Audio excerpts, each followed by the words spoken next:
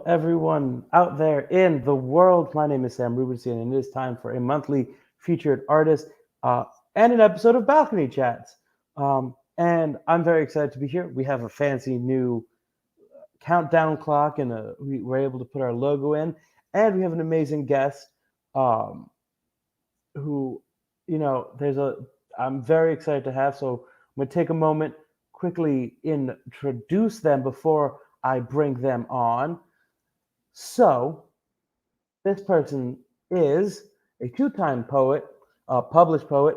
Shandylynn Kelly DeVita launched her brand in 2003, which only included portrait, wedding photography, graphic design, and then rebranded in 2017 to encompass all creative endeavors, including writing as well as other projects. During the following years, she became involved in the Arts and Authors Extravaganza and became the co-host and creative director for Arts and Authors Extravaganza Magazine that is published quarterly.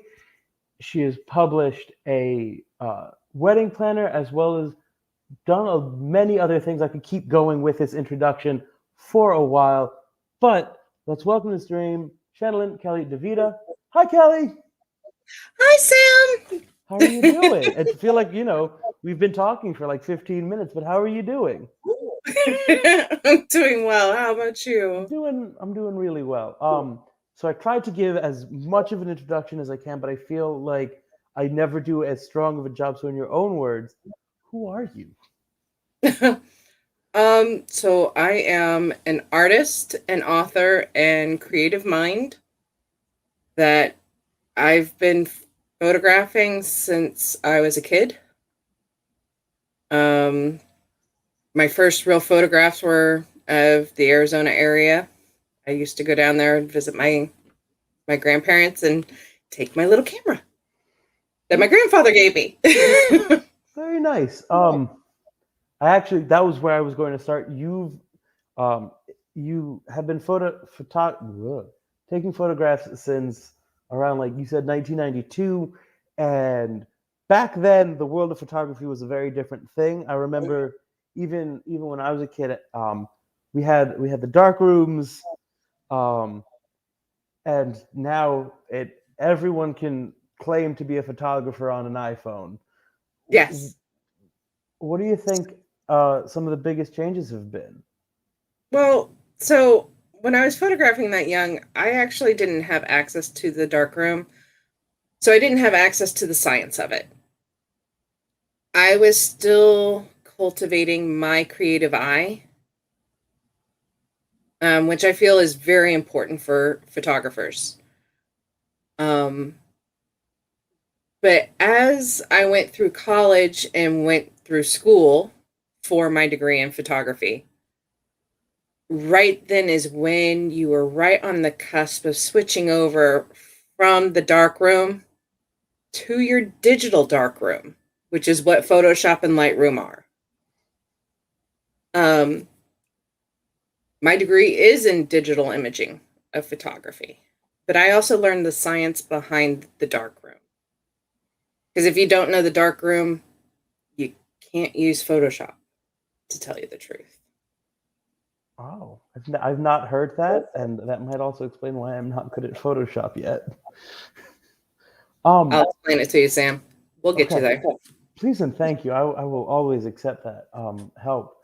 So, yeah, I think one of those things that is interesting is, like you said, you went to college for digital photography, and for that, and I have a few friends who went to school for like fine arts, this and that, but I find anyone who does photography, graphic design has a better understanding of kind of the visual world than people who sometimes go for their fine arts degree. What is one of the most important things you think of if you were to give a dummy some advice? I'm not saying I'm the dummy, but maybe I'm just not good at it, and you need to give me some advice. Where should I start? I think cultivating your creative eye. Look at Pinterest look up, photography shoots and stuff. Look at what other photographers are doing. Okay. Get an idea in your head of what you want to shoot and plan out that shoot. So this year I've given myself a goal of 6 self-portraits. Oh. With my favorite books. So I've already done 2, The Great Gatsby and Outlander. I have a couple more in store. I've been a little lax on a couple of them, but I've been planning one very, very big one, which is near and dear to my heart, which is Alice in Wonderland. Ooh. I also am trying to see if I can do Dune before they release the movie. Okay. You kind of led into what my next question, the follow-up there. So if you're doing Alice in Wonderland, are you going to time it with the new Matrix movie? I probably, because of how intricate it's gonna be. I've actually already started. This last weekend, I went down to the Pine Barrens and took a couple of perspective photos for the background of Alice in Wonderland. So it's going to be multiple photographs put into one, because that's the only way to do Alice. I was about to say justice. you have to give a bit of a back, like with Alice in Wonderland. I feel like everything needs the extra. Yep. I don't even know the visual flair. Is that the word Yes. I want to use? Yes. Okay. I'm trying. So with that, can I? So you've done 3. You've spoiled 2. 2. I've done 2. You've done 2, and you've just spoiled 2. I just spoiled 2. Are you willing to spoil the other 2? Because I'm intrigued. The other 2 aren't as well known. Okay. To tell you the truth, one of them will be Maren Zimmer Bradley's Mists of Avalon. Okay. And then my last one, which is very near and dear to my heart also, as the author is a friend of mine on Facebook. It is Devon Monk's Magic to the Bone. Okay. Which is an urban fantasy, fantastic book. Okay, I've not heard of it, but again, I'm always looking for book recommendations. Oh, it's a series of 9, and it's fantastic. And she's got another series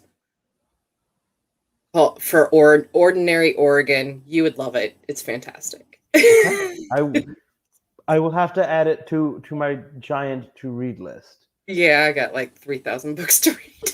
Listen, it's a very big struggle having a list, because it doesn't get smaller, it just gets different. Yep. So I feel like I do want to. We're gonna hop around topics a little bit. Not a problem. But while we're still on the world of kind of that photography, you brought up Pinterest and Instagram and all these things.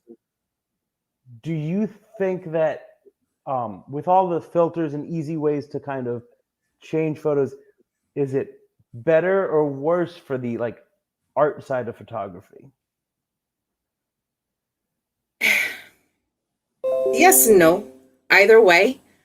I look at it more from, most photographers are portrait photographers, wedding photographers. They are looking to find their own little niche inside portrait photography and wedding photography. As of this last year, I have left that behind. I am focusing more on the creative, the art, because I find that that's what makes me happy. Also, with my recent diagnosis of a chronic illness, doc says less stress. And weddings are stressful, and people can be stressful. So I have put that aside, and I get to focus more on my illustrations, my creative photography, my nature photography. As my husband likes to say, I like natural lighting. I like natural things because I want to convey the world and how I see it to everybody else. Which I think is something that I want to say is, first off, something that takes a lot of like planning to do, which you have to not only plan out the shoot, but you want to plan out like, oh, how can I make these changes? How do I want to edit this way? And that's one of the reasons why I do enjoy, for those who are watching, follow Kelly's work, because it's really like enjoyable to look at. Like, I'm not just saying that because she's here. Like, I really do actually enjoy it. But it's one of the things we have to plan out the shoot. You have to plan out how it's going to look, and then you have to plan out whatever edits you're going to make.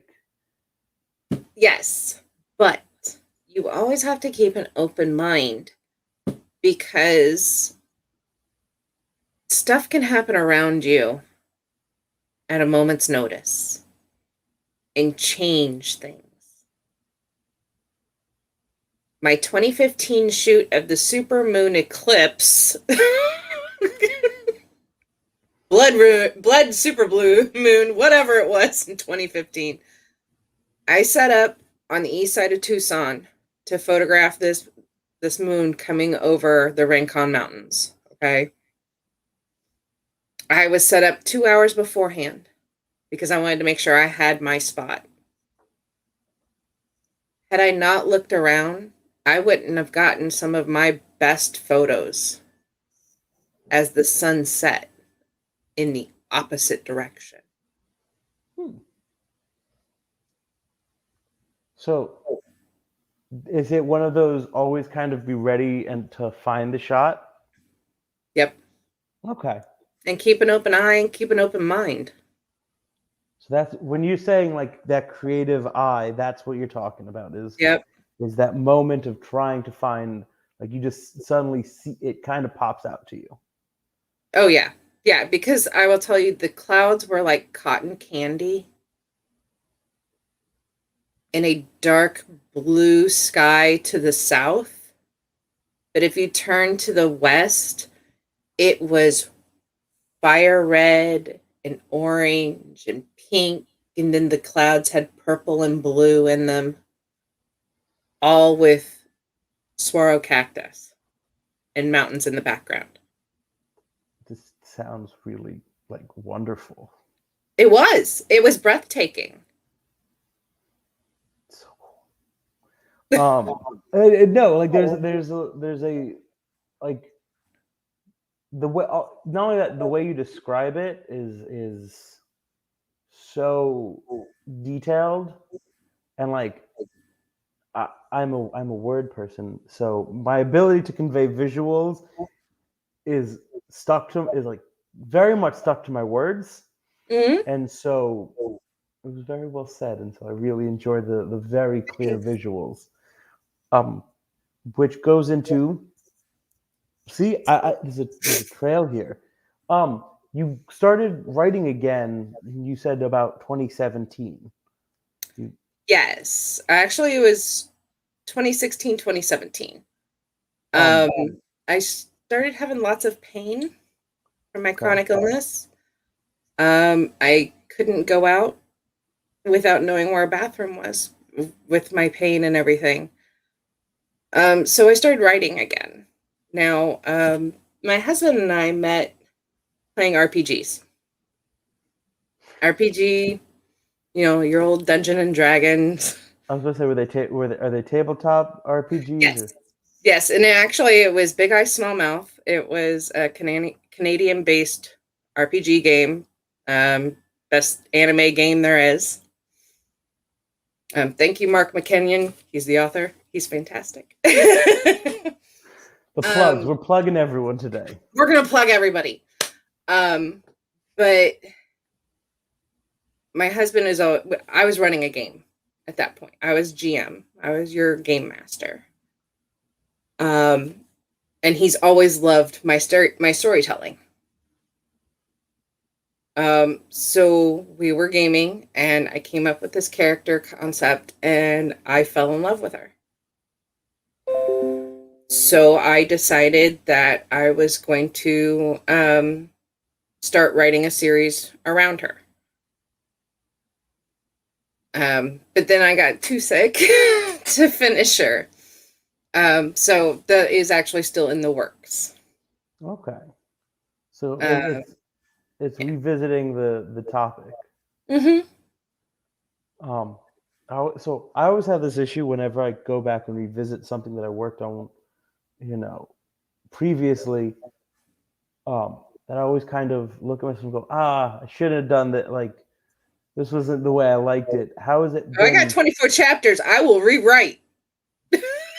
Oh my gosh. I will rewrite. Well, there goes my next question. Because that's terrifying. No, that's good. Like that's wild. Okay, so you kind of you went back and you're rewriting, you're making the changes, and yep. And then I'll hand it off to the hubby to edit. See, that's the key. Is you need someone that can edit with you. He is a mean man with that red pen of his. See, the thing is will he edit my work? Are we plugging him next? No. Darn, we're so close. So how has it been, like, mentally going back into that place of writing compared to having not really used that kind of mindset for a little while? Yeah. Rereading it has been interesting. You look at it and you go, well, why did I choose to put that out there right then and there? And then you get several chapters down the way and you're like, oh, now I remember. Okay. But I don't write with like an outline. I let the story and the characters go the way they need to go. And sometimes I have very strong characters and they make up their mind they're going to go this way, but I really kind of wanted them to go this way, and now I got to figure out how to get them around and get them to this point. That I get that. I have a friend who was like writing a story, and then they have that same mindset, and they hit a point where they're like, I have to kill the character. Oh no, I didn't mean to do this. I have to kill the character. Because of the way the story's going, they have to. It's the way it goes.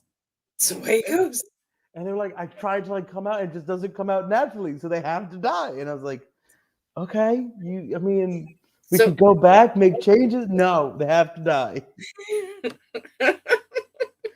So as long as you're able to kind of figure out a way to avoid that, I feel like it's a success. Oh yeah, I know the ending. It's just a matter of getting it to that point. It. Yep. And what direction are they going to take to get to it? Right.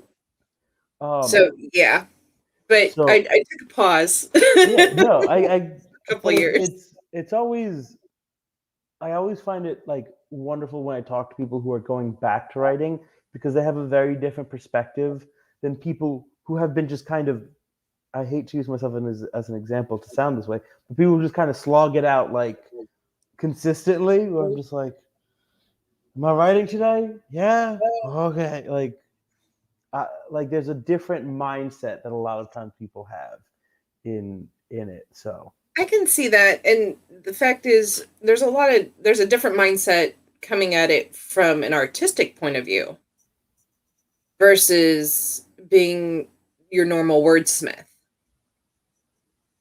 And I find that I take things not so graciously, because I'm like, I want it to be artistic, but that word doesn't work. Right. But there it is. That word doesn't work because that character would never use that word. So so then you have to figure out I get that one.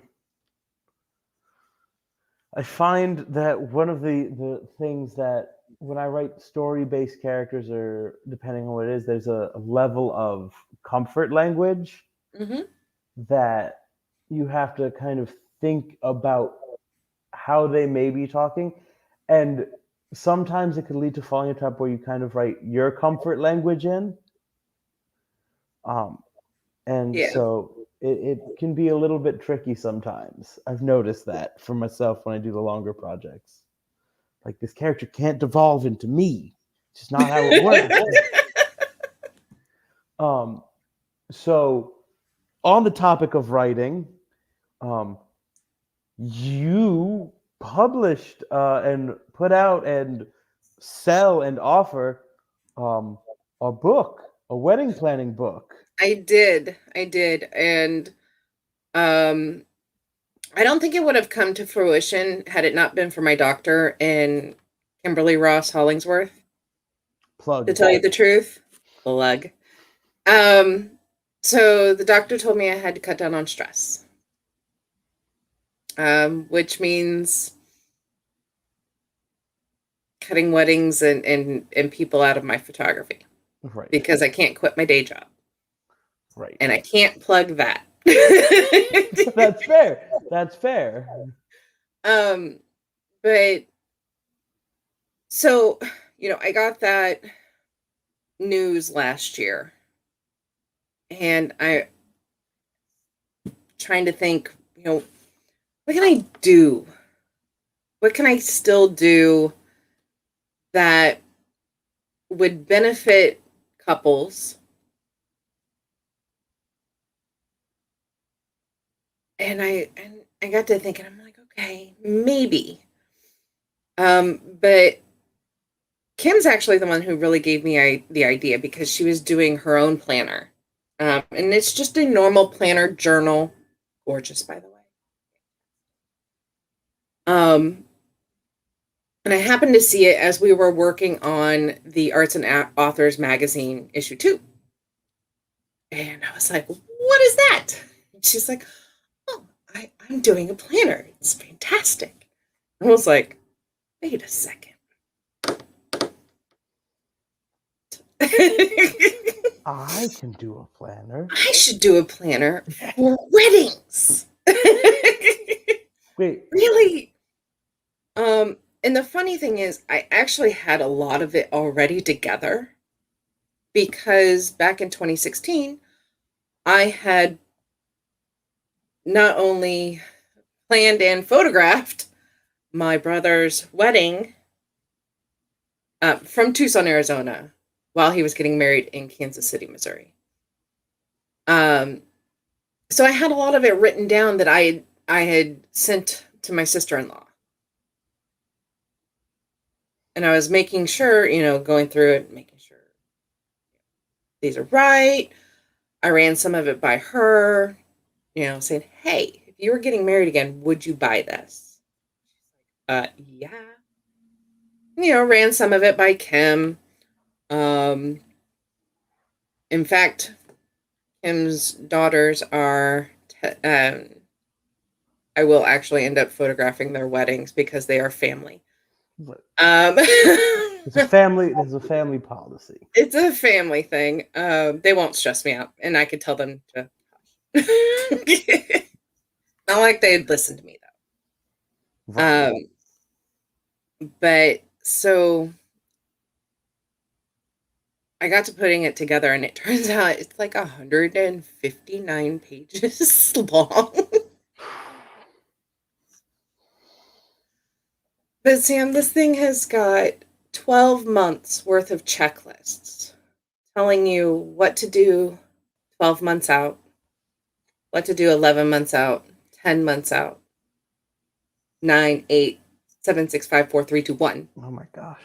And then it gets down to 2 weeks out. And then the week of the wedding, the day before your wedding, and the day of your wedding. Checklists galore. That's really like meticulous, and I am not that. I'm not that And it's meticulous. not done there. Oh, I also have the photography shots that you need to give over to your photographer on what you want photographed that day, from the bride's perspective and the groom's perspective. Because most people think that the wedding is about the bride. It's not. It's about the couple. You need to make sure that that groom gets as much photography time as the bride. And I have laid that out also. What bride photos they need to take of getting ready and stuff like that, and what groom photos they need to take. And then, of course, ceremony and then reception. It gets better. I also laid out the budget. oh my. So you can list out exactly prices, estimates, and total cost. And then you can check off that it's done. You can also vendor selection, picking your caterer. You get, you can select 3, and I give you the questions to ask each one of those vendors and give you space to put your own questions in if you think of something I didn't think of or the vendor that I talked to. That's like, this is so meticulous. Oh, yes. And then on top of all of that, gets into seating charts, your guest list, your vision area that you can draw out your vision, give you grid paper for it. Your wedding ceremony timeline. What's going to happen at what time? What's going to happen at what time during your reception?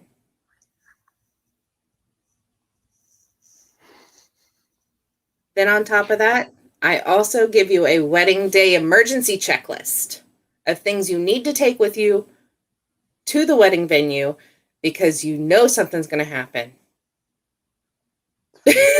That's fair. Band-Aids, hairspray, additional curling iron, makeup, because somebody's going to cry. Most likely the mom and the bride.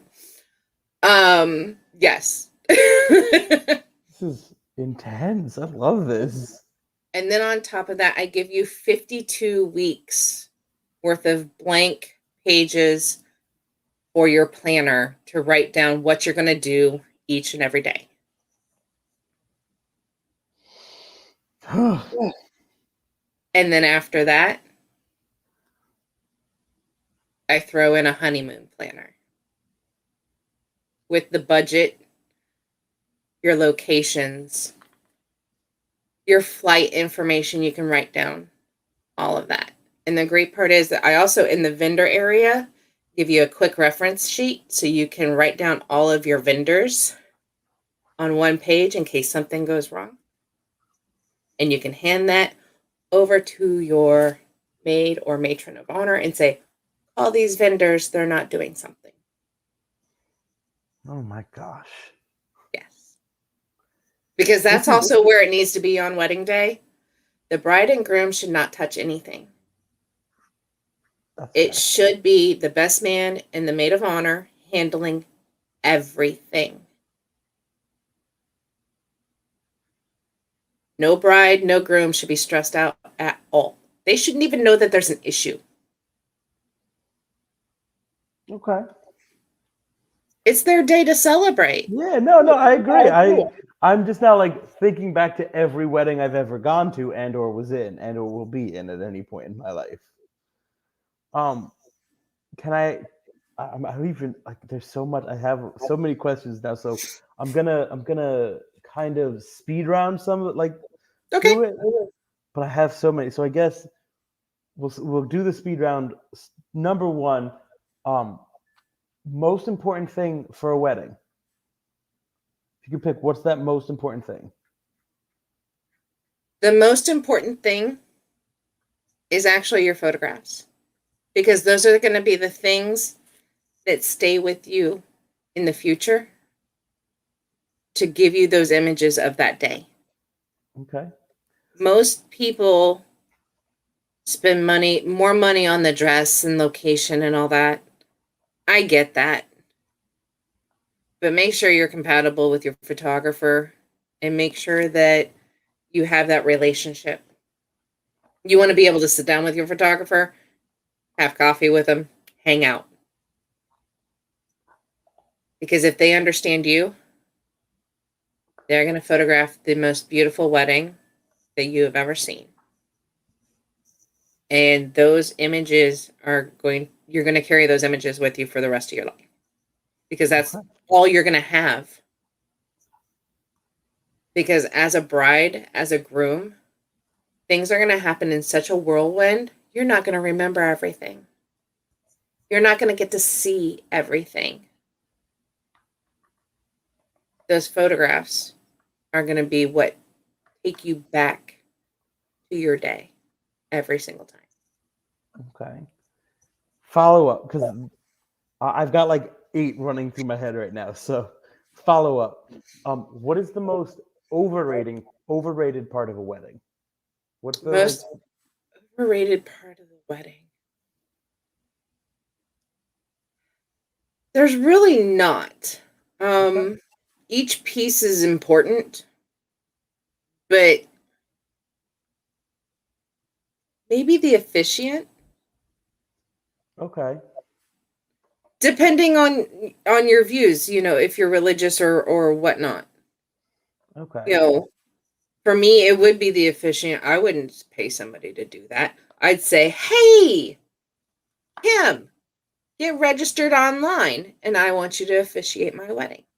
Okay. Opposite end, what's the most underrated thing that people forget to think about for a wedding? Lighting. Wow, that was like a quick, immediate, here you go. Everyone out there, plan your lighting. Lighting. Quick side note, Andrew Bast, I see you're out there watching us. Hi, Andrew. Hi, Andrew. Wow, that was like an immediate one. Sorry, that one is one of my pet peeves. Okay, so we can't divulge like personal information, but I do want to. Do you have a wedding that stands out in your mind as the best, and a wedding that stands out as the worst? Yes. Oh, my worst was a wedding planner who couldn't take herself out of planning mode. Oh. And didn't get dressed until a half hour before she walked down the aisle. Oh. And didn't get all her photographs that she wanted because she wasn't dressed. Yeah, that makes sense. The best one actually, I think, will be my brother and sister-in-laws. Okay. But I had a lot of hands in that. Hey, listen, we're not asking about bias. I just wanted to know. Okay. So now because I can keep going on weddings for like a lot because there's so much. So by the way, if you're watching, if you're listening later, if you're watching later, what have you, there's a link to the website, to the PayPal directly, that you can buy this wedding planner on. We're doing pre-sales until the 30th. Once I get the pre-sales done, I will order, and then I will contact everybody for addresses and mail them out. No shipping cost to you. Ooh, free shipping. Free shipping.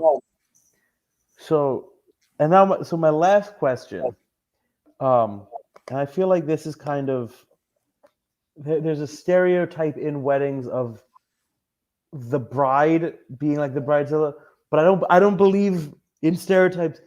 Do you have like a personal like worst person to work with in a wedding?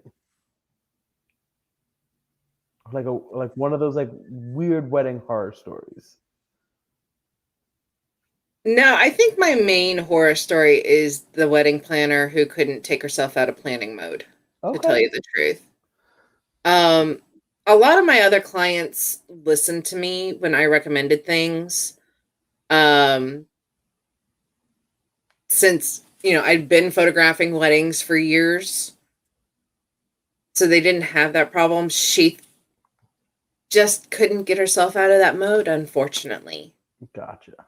And became my bridezilla. Okay.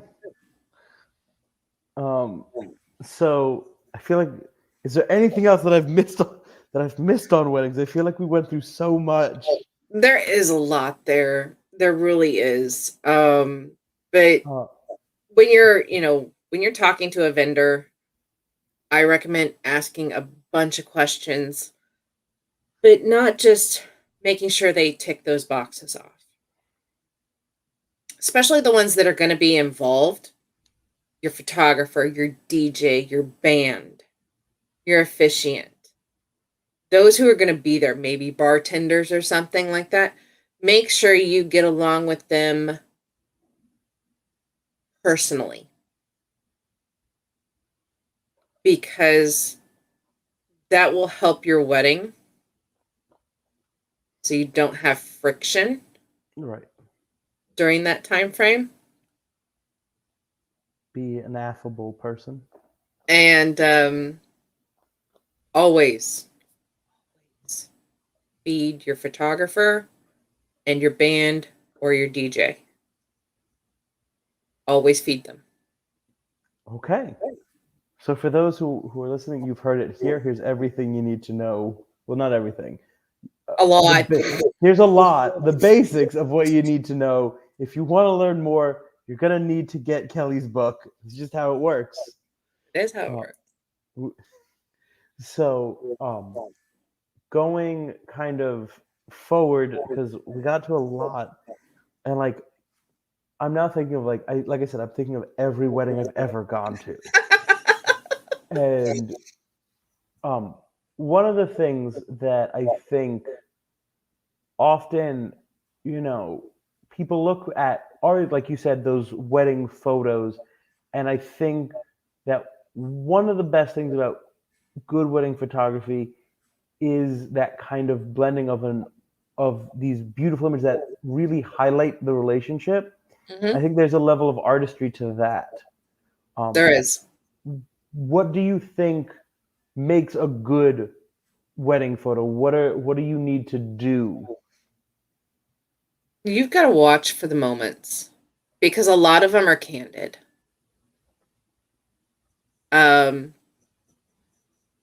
There's always been a few that stick out in my mind. One is my brother and my sister-in-law. They're coming back down the aisle. They've already been married. And she is laughing so hard in this picture. And my brother has this look on his face. And I had to ask him later. I was like, what were you saying to her? And he goes, oh, I was joking about something. But it made the best photograph. It really did. Another one was flower girls and ring bearers are always a great photo, because they never do what they're supposed to do. That's fair. No, that's They never do what they're supposed to do, especially when they're really young. So make sure you keep an eye on them, because they will give you some of the best photographs, and the couple they won't see it actually happen, but they'll have this photograph to go, oh my God, this is adorable. Or, when they walk down the aisle and you have two flower girls and one's dropping the flower petals and the one going behind her is actually picking them up. I've seen that before. Had that. Oh, I've also had the dog run away with the ring. that one I don't think is as funny, but that's God. Oh, it was hilarious. It was hilarious because he actually ran up and ran around them and then took off. And then the bride gets up there and she's like, "Where's the dog?" They're like, so then it came to get the ring and they're calling him and he wasn't coming and she whistled. It boom, right back, right at her feet. It was just amazing. Oh, see, I think that those are like, I think one of the things that with any event planning, there's the mindset of something has to go wrong. It's not that it has to go wrong. It goes non-scripted. Yes, that's the nice way to say it. Because I do a lot of shows, and even with like filming, something goes in a direction that you don't expect, and I've always found a lot of times it does lead to some of the best moments. And so it's good to know that that also works in like the world of visuals, whether it's the photos that you talked about from the eclipse, or even in wedding photography, that the unscripted moments, I like that. I'm using that from now on forever. You're welcome. Lead to some of like the most memorable things. And I think that's just, it makes it more fun. So one of the things I've done for a long time is I worked at a sleepaway camp, and we would put on a lot of shows. And Theater shows? no, it was my job was to like game shows. I mean, we did do theater. We would do game show nights. We would do like these large campfire sketch comedy things. And all these stuff. And I think one of my absolute favorites is we had technical issues. And I was on stage and I was doing a scary story. It's never actually a scary story. It always has like a ridiculous ending. But there was one part in the story where the main characters, in the middle of the dark, their power goes out. It's all this stuff, and we're inside and it's pouring out. And I have about 500 kids and like 150 staff in this one building, and I'm on stage, and I have the microphone. And the power goes out at that exact moment. And there was a huge shriek across the camp. Just everyone freaked out. And one goes, "It's got to be fake. There's no way this is real." And I start speaking, and a kid goes, "Oh no." And I put the mic down, and I go, "I'm the loudest thing in here anyway." And we just I went with it and just kept going. Kept going. Yep. But I, like, to this day, there were kids who would be like, "I remember that specific version of that story best because of the power going out." Mm-hmm. And so I always find like the unscripted stuff does show a lot more. They do. It does. It does work in theater also that way, and of course in the movies too. Yeah. Because you get a lot of improv inside some movies, lines that weren't there originally that are most memorable. Like Robert Downey Jr. eating blueberries, which I think is one of my favorite weird Marvel facts, if you've not heard about this. Oh, I know about this. It's one of my favorites. RDJ as Iron Man is my favorite. He took on the role very well, I will say. Yes. So we've got a couple minutes left to kind of add in any thoughts or ideas, and I think one of the things which I really want to kind of hit on is that idea that you brought up of the visual eye, the kind of way things look. Mm-hmm. So I'm gonna hit you with some like kind of quick ones. Okay. And you could just tell me the one that comes to your mind. And we're gonna actually start with movies. Do you have a favorite director? Not really. I'm a big Marvel fan. Okay. But I'm also a huge Star Wars nerd. But that's probably because I'm a Star Wars baby. Gotcha. I Okay. am May the 4th be with you. Thank Are you act like that's the exact good lucky? you. Okay. Do you have a favorite like photographer like that's modern that we should all kind of be following on Instagram or anyone? He actually doesn't post on Instagram anymore. That's kind of out of his realm. And he's kind of gone into retirement from what I can gather. His name is Jerry Usselman. Okay. He did a lot of crazy photographs, but it's mainly done in the darkroom. Okay. But he's what inspired me to go into Photoshop because it was a little easier to do those kinds of photographs than in the darkroom. So. Fair. Um, do you have on the other end of that? Well, it's not the other end. Kind of the same vein. Do you have a painter, or like visual artist? I don't really. I can appreciate art. Art appreciation is fantastic. Um, I look for things that are out of the ordinary. Um, I make sure that like my Instagram account for DeVita Creative Works only follows artistic authors supporting, others in my realm. Um, but I haven't really found a favorite painter, to tell you the truth. Okay. Figured I'd ask. And then um the oh my god, my brain just stopped. Um a book recommendation is the next one. Ooh. How about a series? Well, wait, hold You on. I can do have a a couple series. series. I have a You can do couple a series. series. I'm not gonna stop you on doing a series. um, so well, actually, I got more than a couple of series.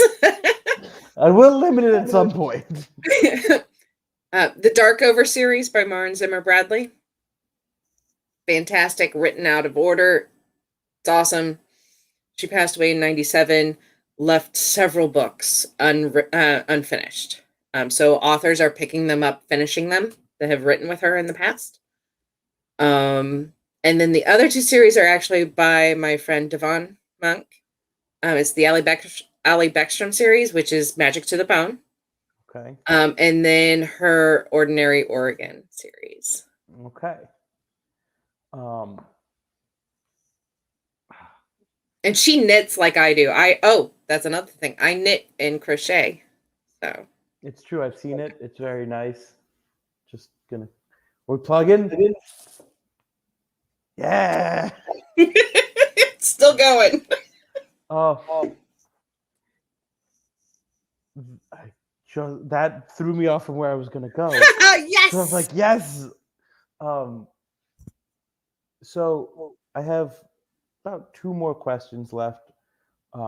One of which is still in this kind of fast pace. So we talked about tabletop RPGs slash video game RPGs.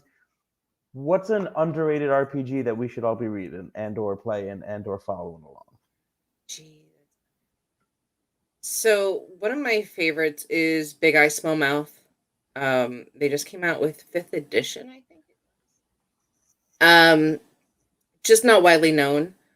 And then another favorite of mine, I've really been getting into is Numenera, by Monty Cook. So, Monty is fantastic. Okay. I like most of Monty's stuff. It's in the Cypher system. Okay. I don't do a whole lot of video games. Sorry, I no, that's okay. I wasn't.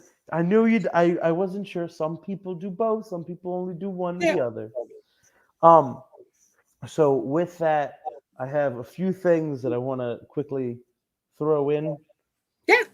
Before I let you go, and then get to our last question. So If you are listening at home, if you're watching later at home, if you're enjoying yourself, please, please, please, please, please, for the love of me, please, um, give us a tip. If you like the show, give us a tip, Tip, please and thank you. It tip, allows us to tip keep Sam. doing these and interviewing the artists. You Tip can tip Sam. us on Venmo at Second Rent Arts. You can tip us on our website. You can just help us out. It allows us to keep interviewing artists and creating awesome programming and having fun. Um, and I can't stress it enough. People may ask, how much should I tip? I say, how much would you spend on a cheeseburger? Good idea. Exactly.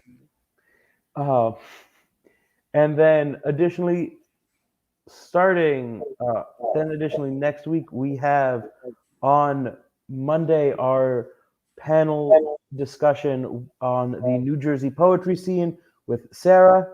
Um, and on Wednesday, we will be having an open mic live event. It'll be our first one of the series. We encourage you to come on out and join us. We have classes that are currently running. You can register for them. You can follow us on Facebook and Instagram to see what classes are coming up. And with that, we have one final question that I think is an important one that needs to be asked. If you can give any advice to anyone out there, whether it's in weddings, whether it's in photography, whether it's in writing, or just in the world of creativity in general, what do you think what is the advice? It's find people who support you and find yourself a mentor that is excited for what you've got and what you want to give. And friends that support you. It really is. But look at what you want to create. Look at what other people are creating and get your ideas. Ideas come in everyday things. They really do. Um, you know, Kim gives me great ideas. I give Kim great ideas. We think a lot alike. If you're looking to possibly ever write a book or just want to write your own memoir, I recommend going to Kim, going to Book Builders Academy. That's fantastic. Any information she's ever given me is actually in all of that. Um, Talk to people, reach out to Sam, reach out to me. I am very accessible via Instagram, via Facebook. If you have questions, shoot, if you just want to pick my brain, I'm good. We'll meet for coffee. Well, I drink tea. Kelly is a good conversation. Having now interviewed Kelly for almost an hour, Kelly is a very good conversation. And don't mind me. Half the time, I am better with a written word than I am spoken word, to tell you the truth. I get flabbergasted because I would rather be acting in front of people instead of being myself. But I'm still getting there. Last thing, because we want to make sure everyone could follow you. Where can we find you? So you can find me on Instagram at DeVita. Sorry, it is SD Creative Works. Same with Facebook. It is SD Creative Works. Okay. My website. If you go to Linktree, SD Creative Works, you can find all of my stuff. Find the link for the wedding planner. You can find a link for the Arts and Authors Magazine, issue 2. Issue 3, it hopefully will be up soon. I'm taking on too many projects. I relate. Oh, you have no idea. Took on some video thing for work. You can follow me on Twitter at Shandylynn. That one's really easy. Well, wait, yeah. Make sure you spell it Shandylinn.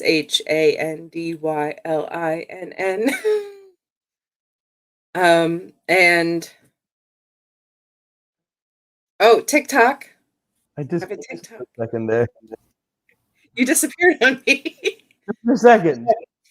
TikTok. TikTok is at SD Creative Works also. I think I have the market on that. I have to say this is very good branding.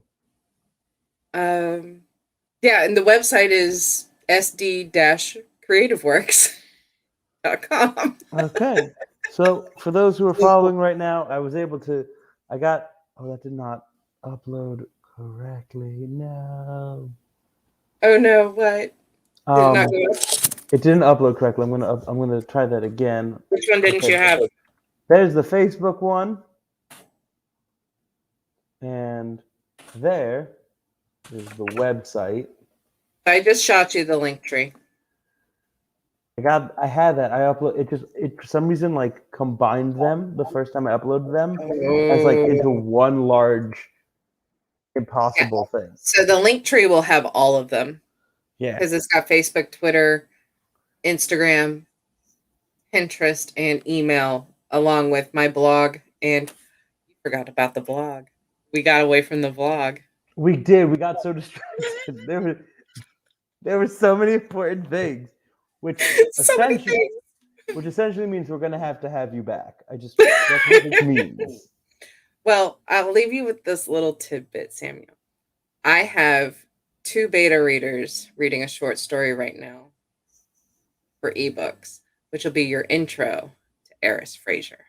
Ooh. Okay. All right. And she is my girl for my 24 chapters that aren't finished. Oh my gosh. I'm excited. So with that, thank you so much for being here. Thank you for having me. If you enjoyed this, give us a tip. If you didn't enjoy it and you've still listened for the full 59 minutes, thank you. Still give us a tip. Still give us a tip, like please. And my name's Sam Rusin. This has been Balcony Chats episode 4 with Shandylynn, Kelly, DeVita. Thank you and have an amazing day. Bye.